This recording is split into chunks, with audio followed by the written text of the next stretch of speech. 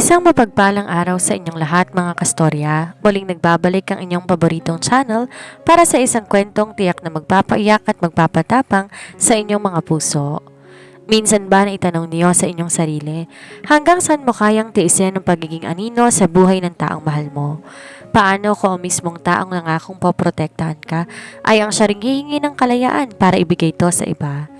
Ngayong araw ibabahagi ko sa inyo ang kwento ni Angel, isang babaeng minahal, itinatago at kalaunan ay tinalikuran. Pero sa kanyang paglisan dala niya ang isang lihim na hindi deserve malaman ng isang lalaking nabulag ng kasikatan. Ito ang The Superstar Silent Vow. Bago tayo magsimula, huwag kalimutang i-like ang video ito, mag-subscribe at i-click ang notification bell para lagi kayong updated sa bawat kabanata ng ating mga kwento. Handa na ba kayong masaktan at muling bumangon kasama ng ating bida? Simulan na natin. Ang penthouse sa Bonifacio Global City ay balot ng katahimikan.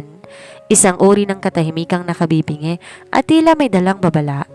Pagod si Angelica May Locsin, mas kilala bilang Doc Angel sa kanyang mga pasyente. Katatapos lang na isang mahabang araw sa klinik, ngunit ang pagod niya ay napapawi sa tuwing hinahawakan niya ang kanyang bag. Sa loob nito ay ang puting maliit na stick na may dalawang pulang guhit. Buntis ako? Ang mga salitang yon ay parang isang awit, paulit-ulit sa kanyang isipan. Pagkatapos ng 3 taon, mula nang mawala ang kanilang unang anak, muli nagbigay ng langit ng pagkakataon. Ngunit ang ngiti sa kanyang mga labi agad na napawi na makita niya ang kanyang asawa, si John Patrick Montenegro, nakatayo sa tapat na malaking bintana, nakatingin sa mga ilaw ng lungsod. Di man lang to lumingon nang pumasok siya. "John, nandito na ako," malambing na bati ni Angel. "May mahalaga akong sasabihin sa'yo." Dahan-dahang umarap si John. Ang dati maamong mukha ng batang singer na minahal niya ay tila naging bato na. Wala nang kislap sa mga mata nito sa tuwing makikita siya. "I want an annulment, Angel." Putol ito sa anumang sasabihin niya. "Hindi ko na kayang manatili pa sa kasal na to. Our marriage has always been a lie at alam mo yon mula sa simula. Palayain na natin ang isa't isa." Parang tumigil ang pag-ikot ng mundo ni Angel. Ang hawak niyang bag, dahan-dahang nalaglag sa sahig. "Annulment? John, anong sinasabi mo? 3 taon tayong nagsama. Pinoprotektahan ko ang karir mo. Naging asawa ko sa dilim dahil yun ang kailangan mo at ngayon pagod na ako." Bulyaw ni John. Ang boses na hinahangaan ng milyon-milyong fans ay puno ngayon ng pait. "Look at me, Angel. I'm a superstar. Ang mundo ko nasa ilalim ng spotlight habang ikaw ang paalala ng isang pagkakamali ng bata pa ako. Isang gabing hindi sinasadya na nagbunga ng kasalang di ko naman talaga ginusto." Naniga si Angel sa kinatatayuan niya. "Pagkakamali? John, minahal kita. Pinakasalan mo ko dahil ang sabi mo gusto mo kong protektahan. I married you because you got pregnant.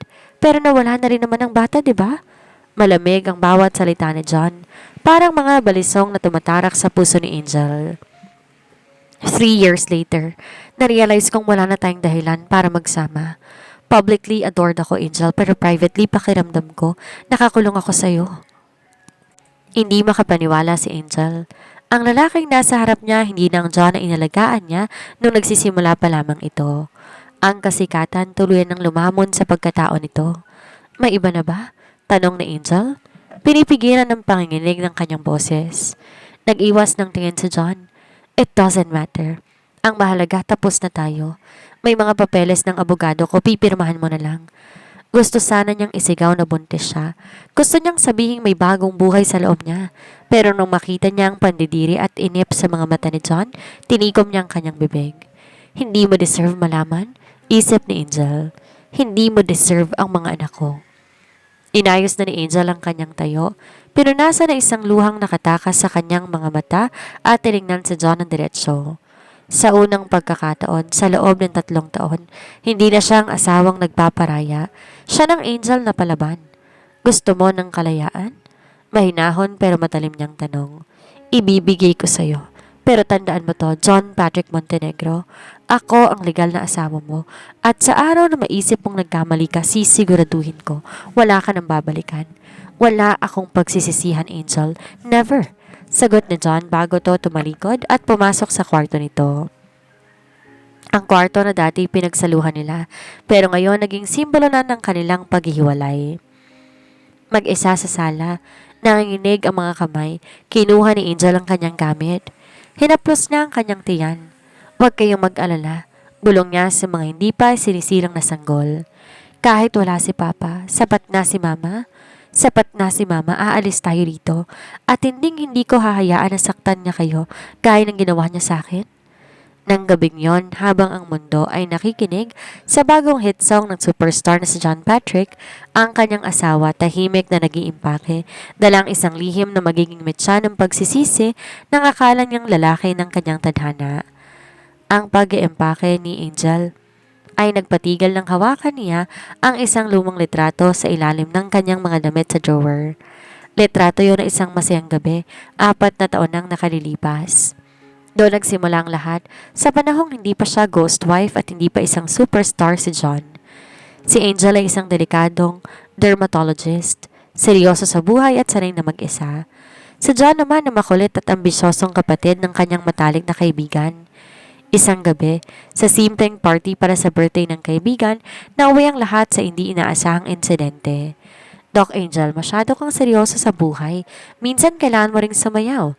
Natatawang sabi ni John. Si John naman makulit at ambisyosong kapatid ng kanyang matalik na kaibigan. Inaabutan siya ng inumin. Sa ilalim ng impluwensya ng alak at mapanuksong kanta, ang distansya sa pagitan ng seryosong doktora at ng masiglang singer ay naglaho. Isang gabi ng pagsinta ang nagpabago sa takbo ng kanilang tadhana. 3 linggo matapos ang gabing yon, nanginginig ang mga kamay ni Angel habang tinitingnan ang pregnancy test. Positibo.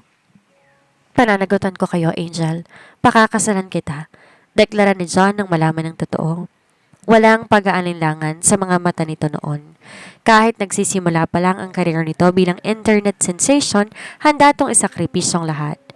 Nagpakasal sila sa isang mabilis at isang civil ceremony. Walang magarbo, walang maraming saksi. Isang sumpaan sa dilim. Dahil ayon sa manager ni John, sisirain ng balitang ito ang image na binuo para sa kanya bilang isang heartthrob. Sandali lang to, Angel.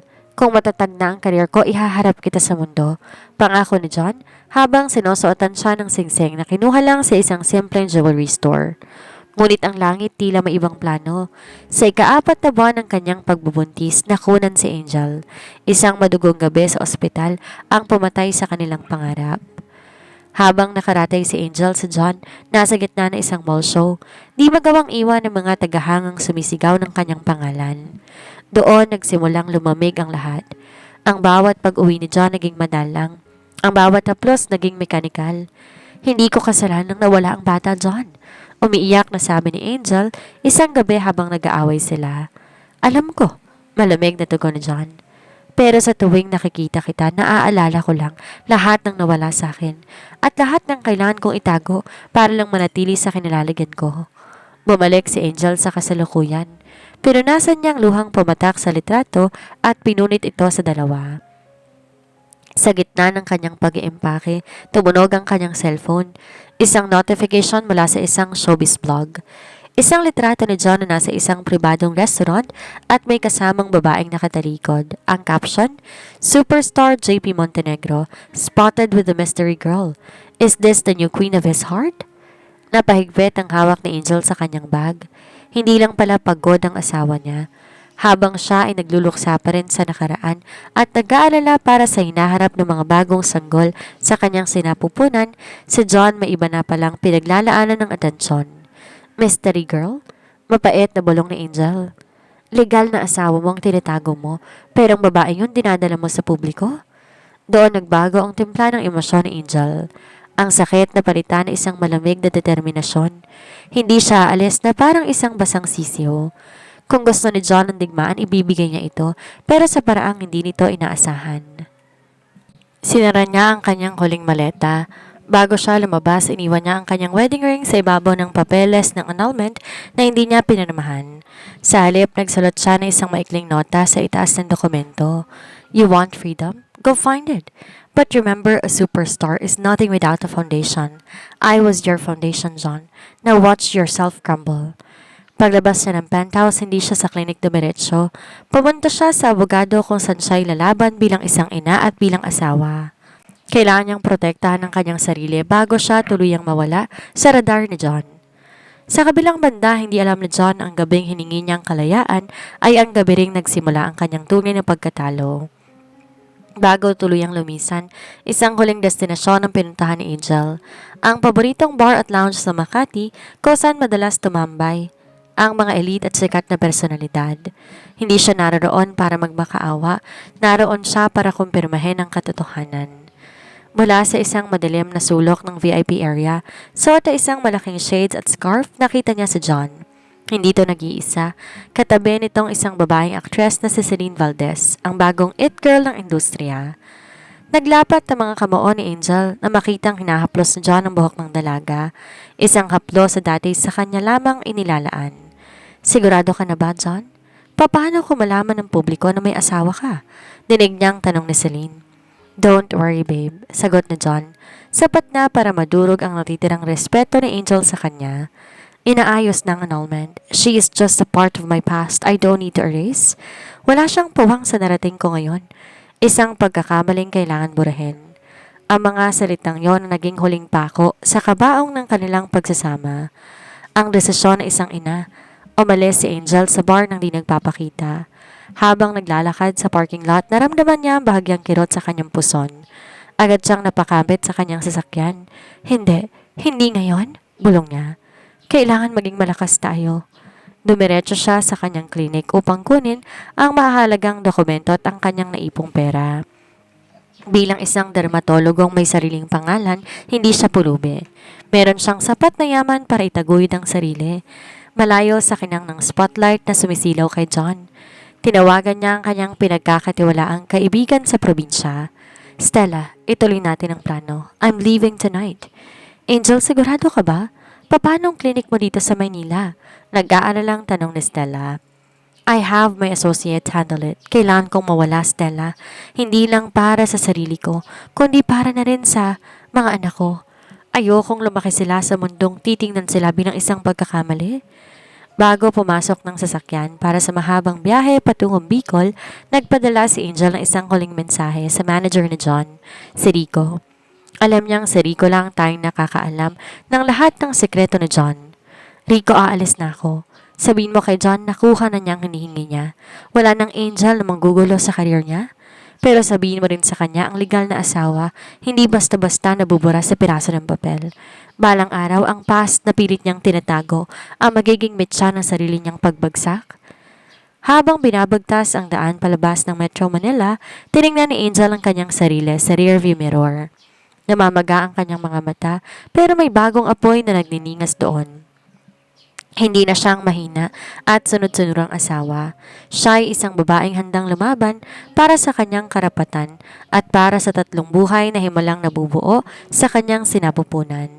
Triplets, bulong ng kanyang doktor sa huling check-up na hindi niya nasabi kay John. 3 tibok ng puso, Doc. Angel? 3 dahilan para hindi na lumingon pa. Panata ni Angel sa sarili habang tinatahak ang dilim ng gabi patungo sa kanyang bagong simula. Ang malawak na asyenda sa Albay na pagmamayari ng pamilya ni Stella ang naging kanlungan ni Angel. Malayo sa ingay ng Maynila, malayo sa mga billboard ni John na makikita sa bawat kanto at malayo sa sakit ng nakaraan. Dito ang tanging maririnig ay hampas ng hangin mula sa bulkang Mayon at ang huni ng mga ibon. Ngunit hindi naging madali ang unang ilang buwan. Ang katahimikan madalas maging kaaway ni Angel dahil doon bumabalik ang mga boses ni John. Ang mga salitang tumatawag sa kanya bilang isang pagkakamali. Ang pagbabago ng anyo. Isang umaga habang tinititigan ni Angel ang kanyang sarili sa salamin, napansin niyang pagbabago sa kanyang katawan. Hindi lang ang unti-unting pag-umbok ng kanyang tiyan, kundi ang pagbabago sa kanyang mga mata. Wala nang kislap ng pag-asa para sa kanilang relasyon ni John. Ang nandoon na lamang ay ang determinasyon ng isang ina. Doc, kailangan mong kumain ng maayos. Triplets ang dala mo, hindi biro yan. Paalala ni Stella habang inilalapag ang isang basong gatas at masustansyang almusal. Salamat, Stella. Hindi ko alam kung nasan ako ngayon kung wala ka, sagot ni Angel. Alam mo Angel, balang araw, kailangan mong harapin ang katotohanan. Si John nasa lahat ng channel sa TV. Paano kung mahanap ka niya? Ngumiti ng mapait si Angel. Hindi niya ako hanapin, Stella. Para sa kanya, isa akong kabanata na matagal na niyang tinapos. Masaya na siya sa mystery girl niya at masaya na rin ako dito, kasama ng mga anak ko. Habang si Angel tahimik na nagbubuntis, ang karir ni John Patrick Montenegro lalong rumesponde sa rurok. Ngunit sa likod ng mga ngiti sa kamera, may isang bagay na unti-unting nanggugulo sa isipan ng superstar.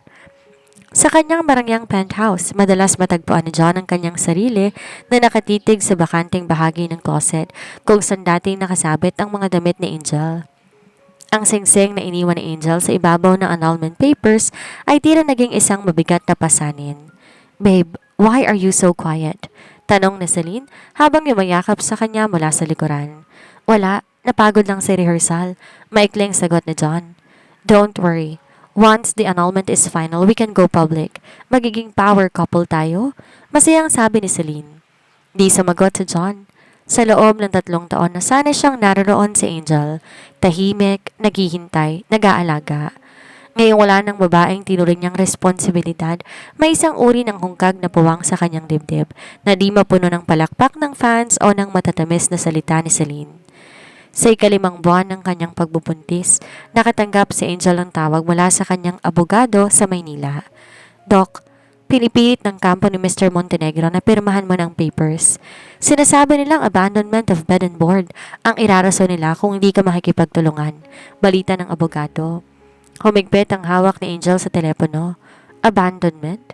Ako pa ang nang iwan? Sabihin mo sa kanila, attorney, hindi ko pipirmahan ang papel na yan sa ngayon.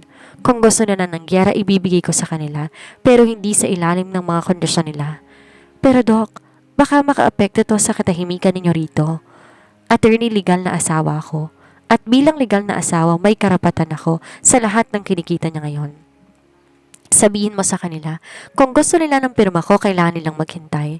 At sabihin mo kay John, hindi niya makukuha ang kalayang gusto niya ng ganun kadali." Binabana ni Angel ang telepono. Alam niya sa ginawa niya, lalong magagalit si John, pero yun nga ang layunin niya. Gusto niyang maramdaman ni John ang ghost wife na minaliit niya ay may kapangyarihan pa rin na lagpas sa realidad. Sa gabing yon, naramdaman ni Angel ang unang sipa ng kanyang mga anak. 1, 2, 3, lalaban tayo? Bulong niya sa dilim. Hindi tayo magiging lihim lang habang buhay. Lumipas nga ang 2 buwan. Ang tiyan ni Angel ay kitang-kita ng laki. Isang mabigat ngunit masayang pasanin. Sa tulong ni Stella, nagbukas siya ng isang maliit at pribadong skin clinic sa bayan ng Legazpi. Doon kilala siya bilang Doc May, isang biyudang doktora mula sa Maynila. Yon ang kwentong binuo niya upang protektahan ang kanyang mga anak. Ngunit ang tadhana ay sadyang mapaglaro. Isang hapon, habang nag-aayos si Angel ng kanyang mga gamit sa klinik, narinig niya ang tilian ng mga kabataan sa labas. May malaking bus na huminto sa tapat ng plaza. Doc May, narinig mo ba?" Hingal na pumasok ang kanyang assistant. "May shooting ng pelikula dito sa bayan at ang bida, ang superstar na si John Patrick Montenegro." Nabitawan ni Angel ang hawak niyang stethoscope. Para tumigil ang tibok ng kanyang puso. Sa dami ng lugar sa Pilipinas, bakit dito pa? Bakit sa lugar na tinuturing niyang huling kuta? Hindi sana lalabas si Angel, ngunit kailangan niyang pumunta sa bustika para sa kanyang mga bitamina. Nagsuot siya ng malapad na sombrero, malaking salamin at isang maluwag na maternity dress. Habang naglalakad sila sa gilid ng kalsada, nakita niya ang set. Naroon si John. Gwapong-gwapo sa ilalim ng mga reflector lights, habang kaeksena ang aktres na si Celine. Nagtatawanan sila sa pagitan ng mga takes. Biglang huminto ang sasakyan ni Angel sa isang checkpoint ng production. Dahil sa dami ng tao, naipit siya. Sa di inaasahang pagkakataon, lumingon si John sa direksyon ng kanyang sasakyan. Nagtama ang kanilang mga mata sa loob ng ilang segundo. Kahit may salamin si Angel, tila naramdaman ni John ang pamilyar na presensya. Kumunot ang noo ng superstar at dahan-dahan humakbang papalapit sa sasakyan ni Angel. "Sir John, 5 minutes to take," sigaw ng floor director. Tumigil si John, ngunit hindi ito nag-alis ng tingin sa sasakyan hanggang sa makaabante si Angel. Ang kanyang dibdib kumakaba ng malakas. Nang gabing yon, hindi mapakali si John sa loob ng kanyang hotel room. Rico, tawag niya sa kanyang manager. May nakita akong babae kanina, kamukha ni Angel. John, nasa Bicol tayo. Imposible dito si Angel.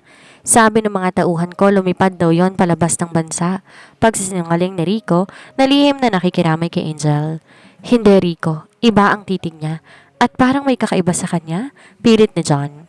Di niya masabi ang salitang buntis dahil masyadong mabilis ang pangyayari. Pero ang imahe ng babaeng yon hindi maalis sa isipan niya. Habang nag-uusap sila, pumasok si Celine. Babe, let's celebrate. Mataas ang ratings ng teaser natin. Yumakap si Celine kay John pero sa pagkakataong to, naramdaman ni John na isang uri ng pagkasuklam. Bigla niyang naalalang sinabi ni Angel bago to umalis. Ang kalayaang hinihingi mo ay kapalit ng hindi mo na kailanman mababawi. Kinabukasan, dahil maliit lang ang bayan, mabilis kumalat ang balita tungkol sa magandang doktora na si Doc May. Si Celine na mahilig sa mga facial treatments ay nagpasya na bumisita sa klinik ni Angel nang di alam kung sino may-ari nito. Celine at tila Reyna, I want the best treatment. Sabi nila magaling daw ang doktora dito. Lumabas si Angel mula sa kanyang opisina. Di siya nakapagtago. Sa pagkakataong ito, wala siyang salamin o sombrero. Ang tanging nakaharang ay ang kanyang suot na white doctor's coat na bahagyang nagtatago sa kanyang malaking tiyan. Nanlaki ang mga mata ni Celine. Ikaw? Angelica? Ngumiti ng malamig si Angel. Sa lugar na ito, ako si Doc May at ikaw ang pasyente? Anong ginagawa mo rito at tiningnan ni Celine ang tiyan ni Angel? Buntis ka? Kanino? Kay John ba yan? Lumapit si Angel kay Celine. Ang boses ay puno ng otoridad. Hindi mahalaga kung kanino to. Ang mahalaga, Celine, ay nahanap mo ko. At dahil narito ka na rin lang sabihin mo sa asawa ko, hindi pa ako tapos sa kanya. Ang annulment na hinihingi ninyo, mas lalong hindi ko pipirmahan. You bitch! Sisirain mo ang karir ni John. Susugod sana si Celine pero pinigilan siya ng mga staff ni Angel. Lumabas ka sa kliniko, Celine. Utos ni Angel. Bago ko pa maalala na ako ang legal na asawa at ikaw ay isa lamang mystery girl na po pwedeng idemanda ng concubinage. Nanginginig sa galit si Celine at nagmarcha na palabas. Alam ni Angel na oras malaman to ni Celine makakarating to kay John. Ang katahimikang binuo niya sa loob ng ilang buwan tuluyan ng gumuho. Ngunit sa pagkakataong to hindi na siya natatakot. Handa na siyang harapin ng superstar. Di nagtagal matapos ang pag-eskandalo na Celine, narinig ni Angel ang mabilis na paghinto ng isang sasakyan sa tapat ng kanyang klinik. Alam niya ang tulog na yon. Hindi siya nagkamali. Ang pinto marahas na bumukas at pumasok ang lalaking huling nakita niya sa penthouse, si John Patrick Montenegro. Hingal na hingal si John, ang kanyang mga mata pabalik-balik sa mukha ni Angel at sa malaking umbok sa ilalim ng kanyang white coat. Angel, mahinang sambit ni John. Ang galit na baon niya sana ay tila naglaho na makita ang kalagayan ng asawa. Totoo ba? Buntis ka? Hindi natinag si Angel. Nanatili siyang nakaupo sa kanyang swivel chair, kalmado ngunit ang mga mata ay matalim. Bakit ka nandito, John? Hindi ba't abala ka sa shooting ninyo? O baka naman kailangan mo ng pirma ko kaya mo ko sinundan dito? Sagutin mo ko, kaninong batang yan? Lumapit si John. Ang kanyang boses nanginginig sa halo-halong emosyon, selos, gulat at takot. Tumayo si Angel. Mahirap man dahil sa bigat ng triplets, pinanatili niya ang kanyang otoridad. Anong pakialam mo? Hindi ba't sabi mo noon ang pagsasama natin ay isang kasinungalingan? Na ang batang nawala sa atin ay isang pagkakamali? Bakit ngayon tila interesado ka sa dinadala ko? Kung sa akin yan, may karapatan ako. Wala kang karapatan. Putol ni Angel. Simula nang hingin mo ang annulment. Simula na ipagpalit mo ko sa babaeng kasama mo ngayon, kinalimutan mo ng anong karapatan mo sa akin at sa kung anong meron ako. Nilabas na John ang isang folder mula sa kanyang jacket. Ito ang mga papeles na ilang buwan nang pinagtititinan sa kanya ng kanyang manager at abogado. Nandito ako para tapusin ang lahat, Angel. Celine is making a scene. My career is at risk. Natatakot ka? Panunuyan ni Angel. Natatakot kang malaman ng fans mo na ang golden boy ng industriya ay may asawang buntis na itinaboy niya? Pirmahan mo na to. Pakiusap ni John pero may bahid pa rin ng kayabangan. I will give you everything. Ang penthouse, ang shares sa mga investments ko, kahit magkanong suntage to. Just sign it and let me go. Tinignan ni Angel ang folder. Pagkatapos dahan-dahan niya itong binuksan. Kumuha siya ng ballpen ngunit bago pumirma, tiningnan niyang muli si John. Pipirmahan ko to, John. Hindi dahil sa pera mo, dahil hindi ko kailangan yan. Pipirmahan ko to dahil sawang-sawa na ako maging asawa ng isang lalaking walang kaluluwa. Mabilis na nag-scroll ng pirma si Angel sa huling pahina. Tinapon niyang folder sa dibdib ni John. Ayan, malaya ka na. You can marry Celine or whoever you want but under one condition. Mariing sabi ni Angel. Ano yun? Huwag na huwag ka nang magpapakita sa akin muli at ang mga batang to.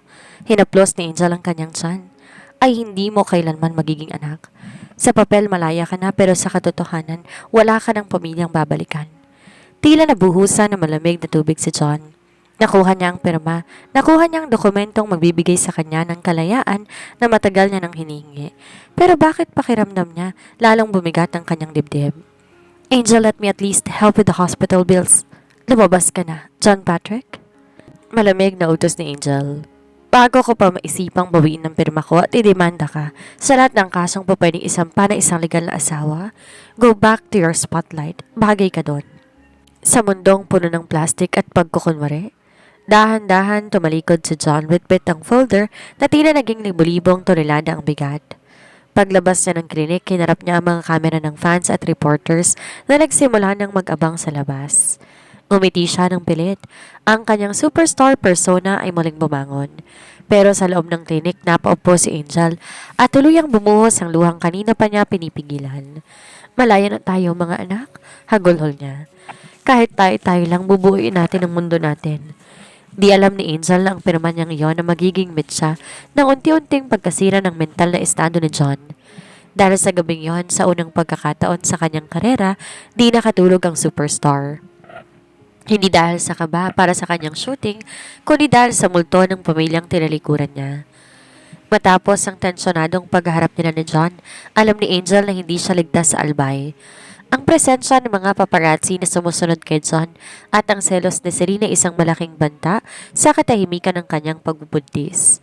Higit sa lahat, ayaw niyang maging bahagi ng anumang showbiz scandal ang kanyang mga anak. Stella, kailangan nating umalis ngayon din? Bungad ni Angel pagka-uwi sa asyenda. Pero Angel, malapit ka ng mga anak. Delikadong bumiyahe ng malayo. Nag-aalalang sagot ni Stella. Mas delikado kung mananatili tayo dito. Nahanap na ako ni John. Maya-maya lang ang mga reporters naman ang kakatok sa pinto natin. Hindi ko hayaang maging circus ang buhay ng mga anak ko. Sa tulong ni Stella, mabilis silang nag-empake. Iniwan ni Angel ang pamamahala ng klinik sa kanyang mga pinagkakatiwalaang staff. Ginamit niya ang kanyang mga koneksyon sa medisina upang makahanap ng isang pribadong lying-in clinic sa isang liblib na bahagi ng Laguna na pagmamayari ng isang dating profesor niya sa med school. Habang binabagtas ni Angel ang daan palayo sa Bicol, si John naman nasa gitna ng isang grand press conference para sa kanyang bagong pelikula. Nakaupo siya sa tabi ni Celine, nakasuot ng pinakamahal niyang suit at pilit nang umingiti sa harap ng mga kumukutitap na flash ng kamera. John, balita namin spotted ka sa isang maliit na klinik sa Legazpi. May sakit ka ba? O may binisita kang special someone? Tanong ng isang batikang reporter. Napatigal si John. Ramdam ang mahigpit na hawak na Celine sa kanyang braso sa ilalim ng lamesa. Bisita lang po yun sa isang katuwang sa charity. Mabilis sa sagot ni Rico, ang kanyang manager, upang isalba ang sitwasyon. Ngunit di makafocus si John. Sa bawat tanong tungkol sa tagumpay niya, ang tanging nakikita niya ay ang pagod at matapang na mukha ni Angel. Ang huling sinabi nito'y parang sirang plaka na paulit-ulit sa kanyang pandinig. Sa papel, malaya ka na. Pero sa katotohanan, wala ka ng pamilyang babalikan. Pagdating sa Laguna, agad na inasikaso si Angel ni Dr. Mendoza. Dahil sa stress ng biyahe at bigat ng dinadalang triplets, naging maagang kanyang labor. Sa ikawalong buwan pa lamang sa mamanang pakiramdam ni Angel, Dok, hindi pa pwede. Maaga pa? Hingal na sabi ni Angel habang dinadala siya sa delivery room. Kailangan ilabas na sila, Angel. Masyado nang mataas ang blood pressure mo. Pre-eclampsia ito. Kailangan natin isave ka at ang mga bata. Seryosong paliwanag ni Dr. Mendoza. Sa loob ng 6 na oras, nakipaglaban si Angel para sa kanyang buhay. Sa bawat ire, sa bawat sakit, ang tanging iniisip niya yung mukha ng mga anak ng 3 taon niyang ipinagdasal. Wala si John. Walang asawang humahawak sa kamay niya. Walang superstar na nagpapalakas ng loob niya. Ngunit hindi siya nag-iisa. Naroon ang kanyang paninindigan. Isang malakas na uha ang pumuno sa silid. Sinundan ng isa pa at panghuli ang pangatlo. Congratulations, Angel. 3 malulusog na lalaki. Nakangiting sabi ng doktor. Nang ilapag ang mga sanggol sa kanyang dibdib, nakalimutan ni Angel ang lahat ng sakit. Ang 3 batang may pare-parehong hugis ng ilong at labi ni John, ngunit may mga matang kasing tatag ng sa kanya. Mula ngayon, kayong mundo ko, bulong ni Angel habang dumadaloy ang luha ng kagalakan. Wala nang lihim, wala nang anino, tayo nang bubuo ng sarili nating kwento. Sa kabilang banda, matapos ang press con, uminom si John mag-isa sa kanyang hotel room. Tinignan niya ang folder ng annulment. Ito na ang hiningi niya. Ito na ang kalayang magpapasikat sa kanya lalo. Pero nang gabing yon, sa di may paliwanag na dahilan, biglang nakaramdam si John ng paninikip ng dibdib. Isang kakaibang kaba na tila may bahagi ng kanyang pagkatao ang tuluyan ng nawala. Tinawagan niya si Rico. Rico, hanapin mo si Angel sa Bicol. I want to talk to her again. John, huli na. Nakaalis na siya. Nilisan niya ng klinik at ng asyenda. Walang nakakaalam kung nasan siya, sagot ni Rico. Nabitawan ni John ang kanyang baso. Ang freedom na inakala niyang langit ay tila naging isang malawak at madilim na kawalan. Nawala ng asawang laging naghihintay at kasama nito at ang pagkakataong maitamang kanyang mga pagkakamali. 3 taon ang lumipas. Ang pangalang John Patrick Montenegro na natiling matunog sa industriya. Ngunit ang kinang nito ay di nasing tingkad ng dati. Bagamat tinuturing pa rin siyang superstar, ang kanyang mga kanta ay puno na ng lungkot na hindi maipaliwanag ng kanyang mga fans. Ang dating masiglang singer ay naging mailap, seryoso at madalas makitang tulala sa gitna ng mga rehearsals. Sa kabilang banda, si Celine Valdez ay naging reyna ng kanyang buhay o yun ang akala ng publiko. Ang kanilang relasyon naging isang malaking negosyo. Bawat kilos kailangan i-post sa social media. Bawat date kailangan may nakabuntot na paparazzi. Isang gabi pagkatapos ng isang sold-out concert ni John sa Araneta, dumiretso siya sa backstage, pagod na pagod. Gusto lang niyang mapag-isa ngunit nadatnan niya si Celine, galit na nakikipag-usap sa kanyang manager. I told you, Rico. I want the lead role sa bagong seri ni John. Kung di akong kukunin nilang leading lady, hindi rin gagawin ni John ang project na yan. Sigaw ni Celine. Celine ang management ang nagpapasya at isa pa, kailangan ni John ng bagong tambalan para sa career niya. Paliwanag ni Rico. I don't care. I am the superstar's girlfriend. I deserve the spotlight. Pumasok si John sa kwarto. Ang kanyang mukha puno ng pagkamuhi. Ganyan na lang ba palagi, Celine? Ang career mo lang ba ang mahalaga sa'yo? Nagbagong ekspresyon ni Celine. Agad tong lumapit kay John at naglambing. Babe, I'm doing this for us. Para lalo tayong sumikat. Tinignan siya ni John ang diretsyo. Sa loob ng 3 taon, unti-unti niyang na-realize na hindi siya minahal ni Celine. Minahal nito ang kanyang kasikatan, ang kanyang pera at ang kapangyarihang dala ng kanyang pangalan. Naalala niya si Angel, ang asawang handang manatili sa dilim para lang di masira ang karir niya. Ang asawang hindi humingi ng kahit anong kapalit kundi ang kanyang oras. Nang gabing yon, di makatulog si John. Binuksan niya ang kanyang lumang laptop at tinanap ang mga files na matagal niya nang hindi binubuksan. Doon nakita niya ang isang video na kinuha niya noong unang taon ng kasal nila ni Angel. Sa video, tumatawa si Angel habang nagluluto ng paborito niyang ulam. John, kahit hindi tayo sikat, kahit tayo lang dalawa, sapat na ako, sabi ni Angel sa video. Naramdaman ni John ang mainit na luhang dumadaloy sa kanyang pisngi. Ang kalayaang hiningi niya kay Angel ay naging isang kulungan kasama ni Celine. Kinabukasan, isang balitang yumanig sa kanyang mundo. Isang private investigator na lihim niyang kinuha, 3 taon nang nakalilipas ang tumawag sa kanya. Sir John, may balita na ako tungkol sa asawa ninyo? Sabi ng boses sa kabilang linya. Nasaan siya? Kamusta siya? Mabilis na tanong ni John. Nasa Manila na siyang muli, sir, pero hindi na siyang dating Angel na kilala nyo.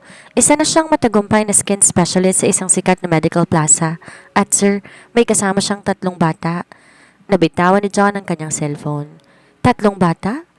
Naalala niyang malaking tiyan ni Angel sa Bicol. Ang kirot sa kanyang puso napalitan ng isang matinding pag-asa at takot. Habang pabalik-balik si John sa kanyang kwarto, pumasok si Celine na may dalang mga papeles. Babe, sign this. Ito yung contract para sa ating bagong endorsement. Tiningnan ni John ang kontrata pagkatapos tiningnan niya si Celine. Wala na akong pipirmahan, Celine. Tapos na tayo? What? Anong sinasabi mo? I want you out of my life. I'm tired of being your ladder to success. I'm tired of this fake life. Mariing sabi ni John. I am going to find my wife. Wife? Yung doktora na yon, John, she's gone. At siguradong may iba na yon, sigaw ni Celine. I don't care. Kahit itakwil pa ako ng buong mundo, hahanapin ko siya. Dahil nung iniwan ko siya, doon ko lang na-realize na iniwan ko rin ang sarili ko. Nang gabing yon, iniwan ni John ang kanilang shared condo. Bit-bit ang kanyang gitara at ang maliit na pag-asa, sinimulan niyang baybayan ang daan patungo sa Medical Plaza kung saan ang babaeng kailanman ay hindi niya deserve, ngunit hindi niya kayang kalimutan. Sa loob ng isang prestihiyosong medical suite sa Bonifacio Global City, matatagpuan ang The Angels Go Clinic. Ang klinika hindi lamang kilala sa mga makabagong dermatological treatments, kung hindi, dahil na rin sa nagmamay-ari nito, si Dr. Angelica May Locsin. 3 taon nang lumipas at si Angel, hindi nang aninong asawa na laging nakatago. Ngayon, isa na siyang matagumpay na negosyante at doktora na hinahangaan sa kanyang katalinuhan at ganda. Ngunit sa likod ng kanyang tagumpay, may 3 maliit na dahilan kung bakit siya bumabangon araw-araw. Mama, look! AJ drew a star? Sigaw na isang batang lalaki na may kulot na buhok at malalim na dimples. No, that's not a star. It's a sun, right, Mama? Sabat naman ni Patrick, ang pangalawa, na may matatalas na mata at seryosong mukha. Isang carbon copy ng kanyang ama. Don't fight. Let's just play with the blocks. Mahinang sabi ni Leo, ang bunso sa triplets, pero ang pinaka-mature ang kilos. Napangiti si Angel habang pinagmamasdan ng kanyang mga anak sa loob ng playroom ng kanyang opisina. Pinangalanan niya silang Angel, John, AJ, John Patrick, JP at Lionel. Bawat isa sa kanila ay nagdadala ng mga katangian ni John, ngunit sinisiguro ni Angel ang kanilang mga puso ay puno ng kabutihang di niya nakita sa kanilang ama nung huli silang magkita. Mama, where's Papa? Minsan ay tinatanong na yon ni AJ. Laging matatag ang sagot ni Angel. Papa is a star, kids, at ang mga bituin malayo sila. Pero nandito si Mama at sapat na tayo, di ba? Di niya tinuro sa mga batang magalit, ngunit di rin niya binigyan ng mga ito ng maling pag-asa. Para kay Angel, patay na ang John Patrick Montenegro sa kanyang buhay. Dahil sa kanyang tagumpay, naging target si Angel ng mga malalaking kumpanya para sa mga endorsements. Isang hapon, habang nag-aayos siya para sa isang meeting, pumasok ang kanyang secretary. Doc, may emergency meeting daw po sa conference room. Isang malaking investor ang gusto makipag-tie up sa atin para sa bagong skincare line. Sino sila? Tanong ni Angel habang sinusuot ang kanyang mamahaling blazer. Hindi po sinabi ang pangalan ng may investor, ma'am, pero galing daw sila sa isang malaking entertainment group. Kumunot ang noon ni Angel.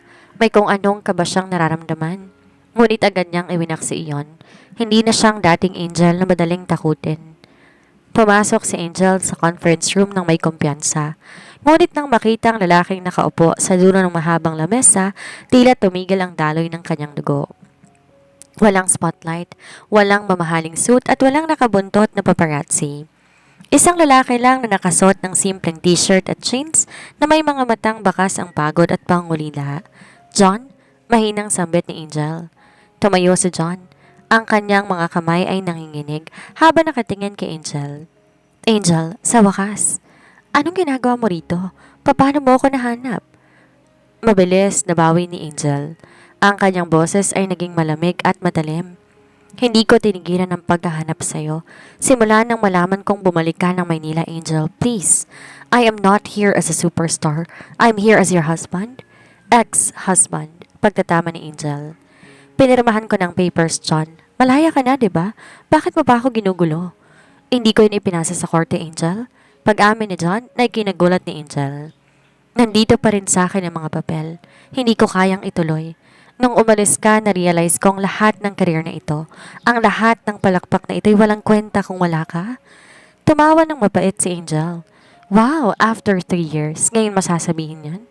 Nung kailangan kita, nasaan ka? Nung nanganak ako sa Laguna ng mag-isa, nasaan ka? Sasagot sana si John nang bigla bumukas ang pinto ng conference room. Ang tatlong maliliit na bata mabilis na tumakbo patungo kay Angel. Mama! JP took my crayon? Sumbong na AJ. Napatulala si John. Ang mundo niya ay tila huminto nang makita ang tatlong batang lalaki. Tumingin siya kay Angel pagkatapos ay sa mga bata. Ang pagkakahawig nila sa kanya ay hindi maikakaila. Ang mga bata, bulong ni John.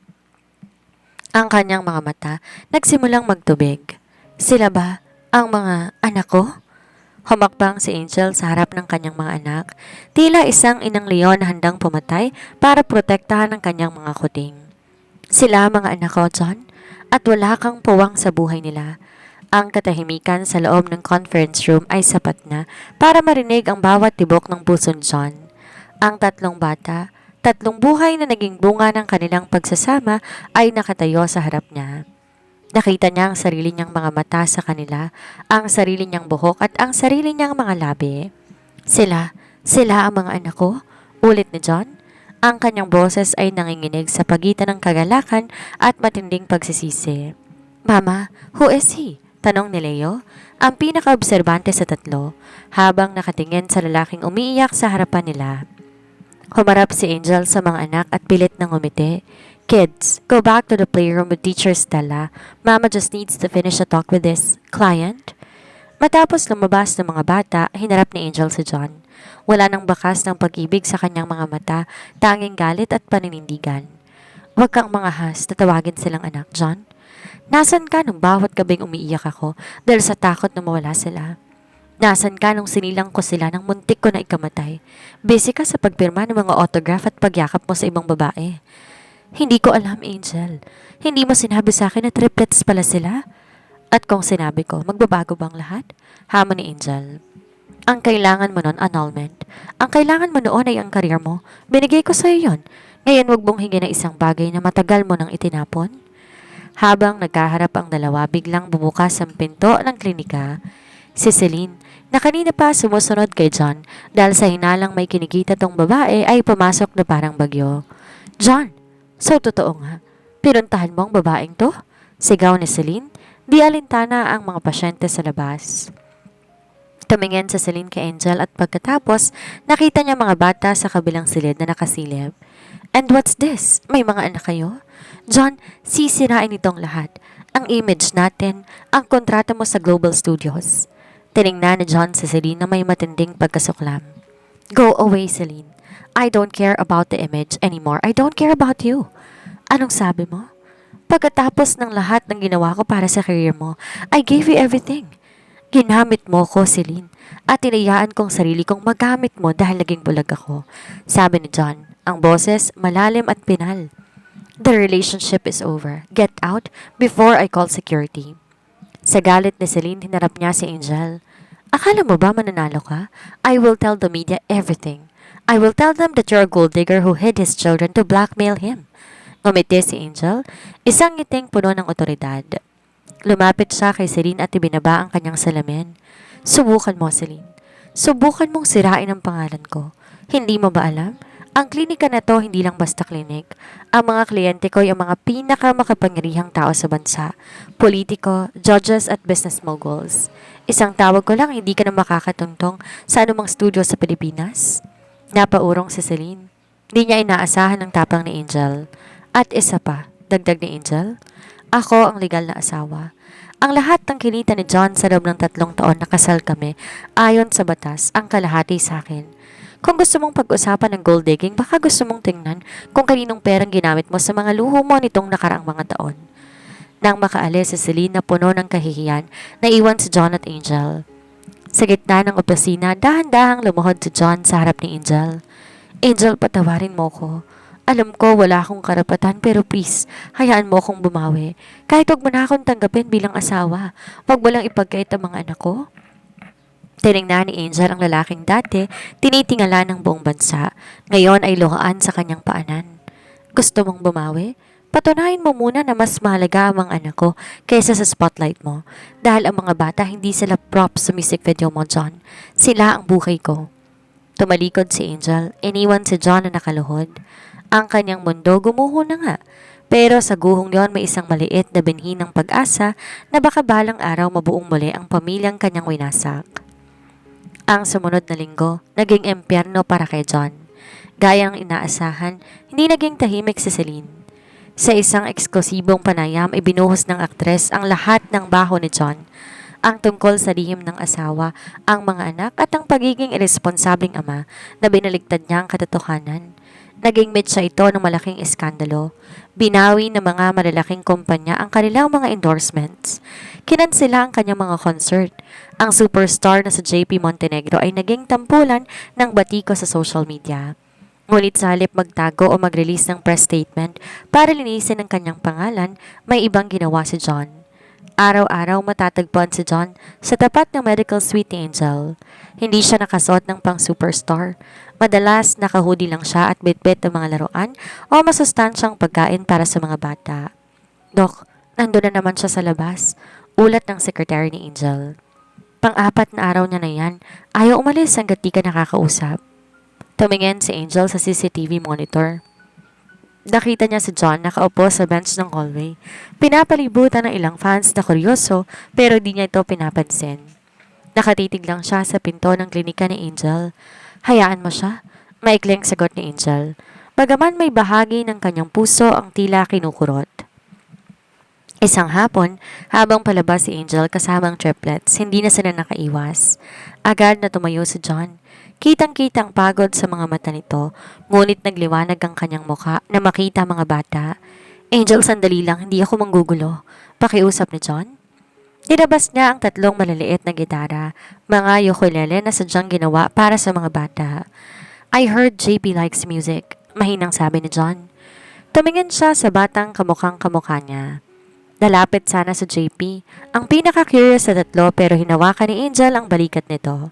John, stop this. Anong tingin mo? Mapapatawad kita dahil sa mga laruan? Hindi, Angel. Hindi ko hinihingi ang kapatawaran mo ngayon. Gusto ko lang na makilala nila ako. Kahit bilang John lang. Hindi na bilang ama kundi kung hindi mo pa kaya. Tinignan ni Leo ang ukulele pagkatapos ay tumingin kay Angel. Mama, is he the star you were talking about? The one that's far away? Napatitig si John sa bata. Ang salitang star na ginamit ni Angel nagpadugo sa kanyang puso.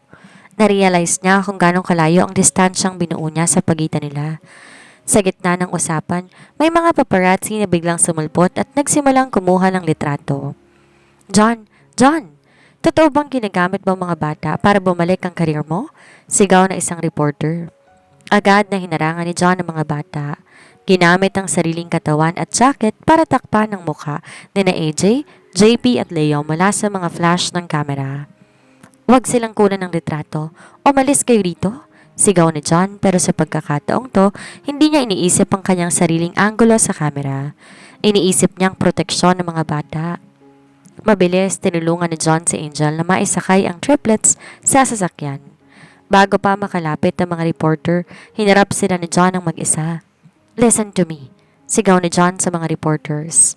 Wala silang kinalaman dito. Ako ang may kasalanan sa lahat. I am the one who failed as a husband and a father. Leave them alone. If you want a story, take me, but don't you dare touch my family. Pinanood ni Angel ang eksena mula sa loob ng sasakyan. Sa unang pagkakataon nakita niya si John, ginagamit ang kanyang kasikatan hindi para sa pansariling kapakanan kundi para magsilbing kalasag nila. Habang umaandar ang sasakyan palayo, nakita ni Angel sa side mirror si John na pinalilibutan ng media. Pilit tinataboy ang lahat para lang makasigurado na ligtas silang nakaalis. Mama, why is the man sad? Tanong ni AJ. Huminga na malalim si Angel. He's not just sad, AJ. He's starting to learn how to be brave. Nang gabing yon, lumabas ang balita. The falling star John Patrick Montenegro defends mystery children and ex-wife against media frenzy. At sa unang pagkakataon, sa loob ng 3 taon, naramdaman ni Angel na baka, sa gitna ng lahat ng pait, may pag-asa pa para sa pagbabago. Matapos ang insidente sa tapat ng klinika, naging mas kalmado ang paligid ni Angel. Ang matapang na paghaharap ni John sa media ay tila nagpatahimik sa mga mapanghusgang balita. Ngunit sa puso ni Angel may mas malalim na usaping kailangan tapusin. Ang mga sugat na di kayang gamutin ng anumang public statement. Isang gabi, umulan ng malakas. Habang pinatutulog ni Angel ang triplets, nakarinig siya ng doorbell. Sa monitor ng kanyang security system, nakita niyang isang pamilyar na bulto. Basang-basa sa ulan si John. Nakatayo sa tapat ng gate, bitbit na isang maliit na bag na puno ng mga dokumento. Binuksan ni Angel ang pinto, ngunit hindi siya lumabas ng veranda. Anong ginagawa mo rito, John? Gabi na at malakas ang ulan? Hindi ako aalis hanggat hindi mo to nakikita, sagot na John. Nanginginig ang boses sa ginaw. Gusto ko lang malaman mong totoo bago ka tuluyang magdesisyon na burahin ako sa buhay ninyo. Dahil sa takot na magkasakit ang ama ng kanyang mga anak, pinatuloy siya ni Angel sa loob, ngunit hanggang sa sala lamang. Binigyan niya ito ng tuyong tuwalya at mainit na kape. Nilapag ni John ang mga dokumento sa lamesa. Ito ang lahat ng kinita ko sa loob ng 3 taon. Ang lahat ng investments, ang mga properties at ang savings ko. Nilipat kong lahat ng yan sa pangalan mo at ng mga bata. John, sinabi ko sa'yo, hindi ko kailangan ng pera mo. Alam ko, pero hindi ito tungkol sa kailangan mo. Putol ni John, ang kanyang mga matay puno ng pagsisisi. Ito ay tungkol sa nararapat. Nung humihingi ako ng annulment, naging bulag ako dahil sa takot. Akala ko kapag nawala ka, magiging malaya ako. Pero ang totoo nung nawala ka, nawalan ako ng dahilan para kumanta. Nilabas niya ang isang maliit, luma at medyo lukot na sobre. Ito ang huling kanta na isinulat ko bago ka umalis sa Bicol. Hindi ko to nilabas dahil masyadong masakit. Binasa ni Angel ang mga liriko sa papel. Doon niya naramdaman ang bigat ng pangungulila ni John. Hindi ito ang superstar na kumakanta para sa fans. Ito ang asawang nagsusumamo sa dilim. Bakit, John? Tanong ni Angel. Ang kanyang boses puno ng emosyon. Bakit kailangan umabot sa puntong to? Bakit kailangan masaktan muna tayo ng ganito bago mo ma-realize ang halaga namin? Dahil naging duwag ako, Angel? Pag-amin ni John. Lumapit siya ng kaunti pero nanatiling may distansya sa pagitan nila bilang pagrespeto. Nung makunan ka sa unang anak natin, sinisi kong sarili ko. Akala ko pinarurusahan tayo ng langit dahil sa mga lihim natin. Imbes na damayan kita, lumayo ako dahil hindi ko na kayang makita ang lungkot sa mga mata mo na akong may gawa. Tumulo ang luha ni Angel. 3 taon niyang dinala ang tanong na yon. Akala ko hindi mo na ako mahal. Mahal kita, higit pa sa alam mo. Pero nilamon ako ng takot na baka hindi ako sapat na maging ama at asawa. At si Celine, ginamit niyang takot na yon para ilayo ko sa iyo.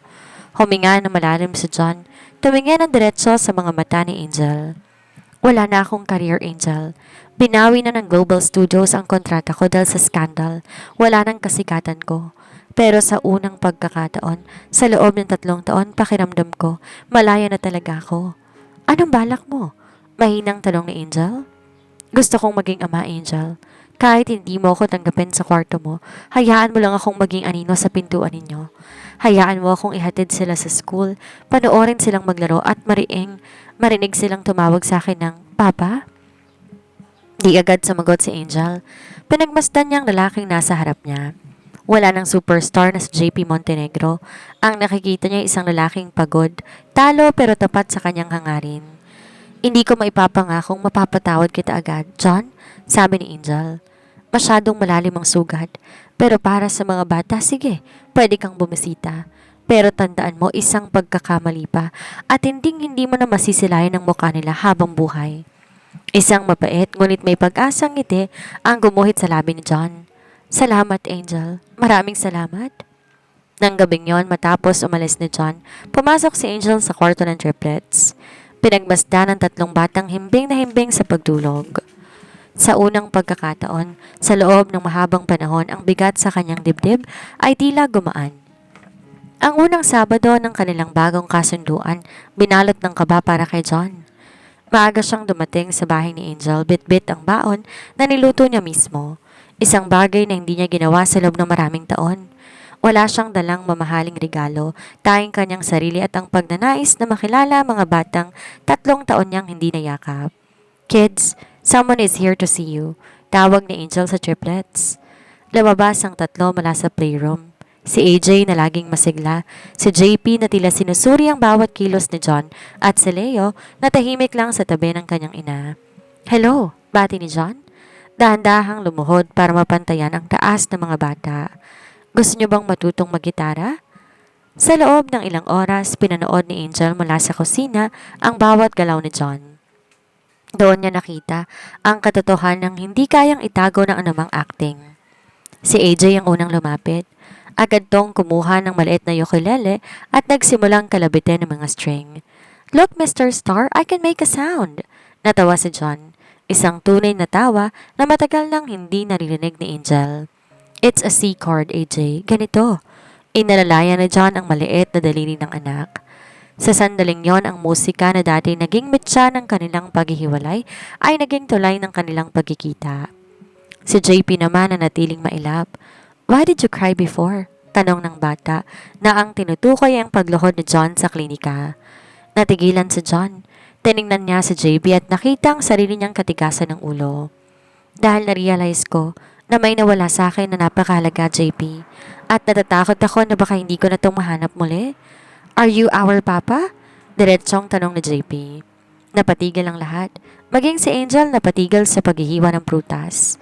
Tumingin si John kay Angel, tila humihingi ng permiso. Tumango ng bahagya si Angel. "Oo, JP. Ako ang papa ninyo." Mahinang sagot ni John. "Pasensya na kung ngayon lang ako dumating." Si Leo, ang pinakatahimik, lumapit kay John at hinawakan ang kamay nito. "Mama said papas are like stars. They shine even when it's dark. Are you going to shine for us?" Di na napigilan pa ni John ang pagbatak ng kanyang luha. Niyakap niyang tatlong bata, ang yakap na dapat binigay niya nung isinilang sila. Sa yakap na yon, naramdaman ni John ang bigat ng lahat ng panahong sinayang niya. Naramdaman niyang init ng mga batang walang mawang sa sakit na idinulot niya sa kanilang ina. "Oo, Leo. Hinding-hindi na ako aalis. Magiging liwanag ako para sa iyo kahit gaano pa kadilim," pangako ni John. Habang naglalaro ang mga bata, lumapit si Angel at naglatag ng merienda. "Magaling sila, di ba?" Mahinang sabi niya. "Higit pa sa magaling, Angel. Sila ang pinakamagandang obra maestra na nagawa ko sa buong buhay ko," sagot ni John habang nakatingin sa mga anak. "Ngayon ko lang naintindihan kung bakit ka lumaban ng ganun katindi. Patawarin mo ko, Angel. Patawarin mo ko sa lahat ng kabalastugang ginawa ko." "Hindi madaling makalimot, John," sagot ni Angel. Ang kanyang boses ay mas malambot na kaysa sa dati. "Pero nakikita ko mga bata. Masaya sila at yon ang pinakamahalaga sa akin." Nang hapong yon, bago umuwi si John, may iniabot siyang isang maliit na envelope kay Angel. "Ito ang huling hiling ko. Hindi para sa akin, kundi para sa ating lahat." Nang buksan ni Angel ang envelope matapos makaalis na John, nakita niyang isang petition to withdraw the annulment case. Kalapit nito ay isang sulat. "Hindi ko kailangan ng kalayaan kung wala ka. Ang gusto ko yung pagkakabilanggo sa pagmamahal mo at ng mga anak natin. I will wait, Angel. Kahit gaano katagal, kahit habang buhay." Tinignan ni Angel ang kanyang wedding ring na muli niyang sinuot matapos ang 3 taon. Hindi bilang asawa ni JP Montenegro ang superstar, kundi bilang asawa ni John. Ang lalaking sa wakas natutong pumili sa pamilya kaysa sa sarili. Ang katahimikang pilit na binubuo ni John at Angel ay muling nanganib nang lumabas ang huling alas ni Celine. Hindi matanggap ng aktres na habang bumabagsak ang kanyang career dahil sa pakikisangkot sa isang pamilyadong lalaki, si John naman unti-unting nakakahanap ng kapayapaan. Isang gabi, kumalat sa internet ang mga kinuha ni Celine na stolen photos ni Angel at ng triplet sa Bicol noon, pati na mga medical records ni Angel na nakuha niya sa ilegal na paraan. Ang layunin ni Celine, patunayan na niloko ni Angel sa John at ginamit ang pagbubuntis para ipakulong ang superstar sa isang relasyong hindi nito gusto. Di na hinintay pa ni John na lumala ang sitwasyon. Sa tulong ni Rico, natuluyan ng kumampi sa kanya. Nalaman niya kung nasan si Celine, sa isang bar, naglalasing at naghahanda para sa isa na namang tell-all interview.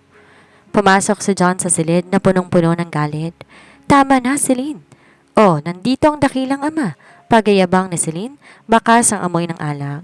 "Ano, susuhulan mo ko para tumahimik? O baka naman magmamakaawa ka?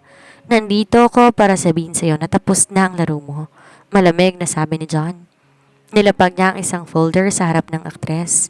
"Yan ang mga ebidensya ng pagnanakaw mo sa mga endorsement deals ko nung tayo pa. At yan din ang demanda para sa violation of privacy at cyber label na sinampa ni Angel laban sa'yo. Nanlaki ang mga mata ni Celine. Hindi magagawa ni Angel yan. Takot siya sa iskandalo. Doon ka nagkakamali. Boses ni Angel nang marinig mula sa pintuan. Pumasok siya, suot ang kanyang white coat, ang mukha puno ng dignidad. Dati na nahimik ako dahil ayokong masira si John. Pero ngayon bilang legal na asawa at ina ng 3 bata, hindi ko papayagan na gamitin mo ang mga anak ko para sa pansarili mong interes. You can't destroy me, sigaw ni Celine. Destrudo ka na, Celine, malungkot na sabi ni John. Tingnan mo ang sarili mo. Nawala ang lahat sa'yo dahil sa inggit at galit, pero ako, kahit wala na akong career, kahit hindi na ako sikat, nahanap ko ng tunay na kayamanan ko. Something you will never have. Paglabas sila sa bar, hinarap ni John si Angel. Maraming reporter sa labas, nag-aabang ng gulo. Ngunit sa pagkakataong to, hindi umiwas si John. Hinawakan niya ang kamay ni Angel sa harap ng lahat. I'm officially retiring from the entertainment industry, deklara ni John sa harap ng mga mikropono. Nagkagulo ang mga reporters. Bakit, John? Dahil ba sa scandal? Hindi. Sagot ni John habang nakatingin kay Angel. Dahil na-realize kong ang pinakamagandang kanta na kaya kong gawin ay ang kantang naririnig ko sa loob ng bahay namin. I want to be a full-time father and a husband. Ayokong mabuhay sa ilalim ng spotlight kung kapalit nito'y ang dilim sa buhay ng pamilya ko. Natigilan ang media. Ang superstar na si JP Montenegro tuluyan ng bumaba sa entablado para maging si John Patrick, ang asawa ni Angel. Habang paalis ang sasakyan ni na John at Angel, nakita nila si Celine na kinakaladkad ng mga polis dahil sa mga reklamong isinampa laban sa kanya. Ang huling sulyap ni Celine kay John puno ng pagsisisi, pero huli na ang lahat. Sa loob ng sasakyan, binalot sila ng katahimikan. Sigurado ka ba sa desisyon mo, John? Mahinang tanong ni Angel. Ang pagkanta, yan ang buhay mo. Ang pagkanta ay talent ko, Angel. Pero kayo ang hininga ko, sagot ni John. Hinawakan niya ang kamay ni Angel at hinalikan ito. Patawarin mo ko kung natagalan bago ko naintindihan. Pero mula ngayon sisiguraduhin ko, hindi ka na mag-iisang haharap sa anumang bagyo. Napangiti si Angel. Sa unang pagkakataon, naramdaman niya ang kasal nilang nagsimula sa dilim, tuluyan na ngang nakakita ng liwanag. 1 taon ang mabilis na lumipas matapos ang pagtalikod ni John sa ningning ng showbiz. Ang ingay ng mga palakpak at flash ng kamera ay napalitan na masayang hiyawan ng 3 bata sa loob ng isang malawak na hardin sa kanilang bagong tahanan sa Tagaytay, malayo sa polusyon at gulo ng Maynila. Dito itinayo ni na John at Angel ang kanilang pangarap.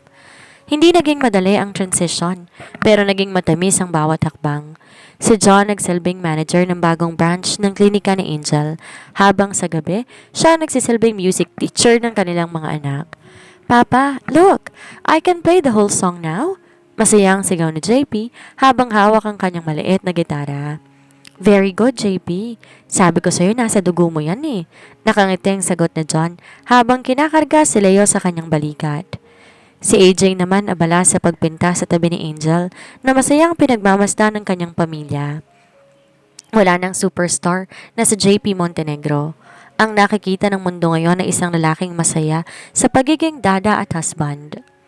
Ang kanyang mga mata hindi na naririnig sa radyo kundi sa loob ng kanilang tahanan bilang mga lullaby para sa triplets. Lumapit si Angel kay John, samandal sa balikat nito. Sinong mag-aakalang dito tayo hahantong? Noong gabing hiningi mong annulment, akala ko katapusan na ng mundo ko.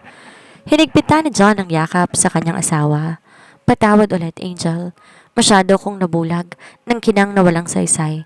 Pero salamat dahil hindi ka sumuko sa akin. Kahit may bawat dahilan ka para gawin yon. Di ako sumuko dahil alam ko may John pa sa likod ng JP. At dahil ang mga anak natin, kailangan nila ng amang tulad mo. Isang lalaking natutong bumangon mula sa sarili niyang pagkakamali. Sa hapong yon, nagpa siyang dalawa na magkaroon ng isang simpleng renewal of vows sa kanilang garden, kasama ng triplets bilang mga witnesses. Walang reporters, walang fans at walang lihim. Angelica May, Locsin Montenegro, panimula ni John, ang kanyang boses ay puno ng katapatan. I promised before to protect you, but I failed. Today I promise not to protect you from the world, but to walk with you through it.